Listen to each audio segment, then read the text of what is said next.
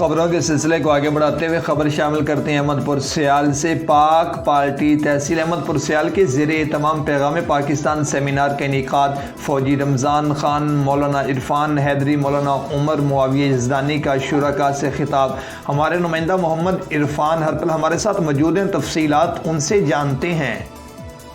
احمد پور سیال سربراہ پاکستان عوامی خدمت پارٹی صاحبزادہ مولانا محمد آصف معاویہ سیال کے حکم پر پاک پارٹی تحصیل احمد پور سیال کے زیر تمام گیل پور میں پیغام پاکستان سیمینار کا انعقاد کیا گیا، جس میں تحصیل صدر فوجی محمد رمضان خان بلوچ، ضلعی رہنما مولانا عرفان حیدری، تحصیل رہنما مولانا عمر معاویہ یزدانی نے شرکت سے خطاب کرتے ہوئے کہا کہ پاکستان کا پیغام امن کا پیغام ہے۔ پاکستان اسلامی فلاحی ریاست ہے، اس میں دہشت گردی کسی صورت قبول نہیں۔ پاکستان ہمیں جان سے زیادہ عزیز ہے، ہم ملکی سلامتی کے اداروں کے ساتھ شانہ بشانہ کھڑے ہیں۔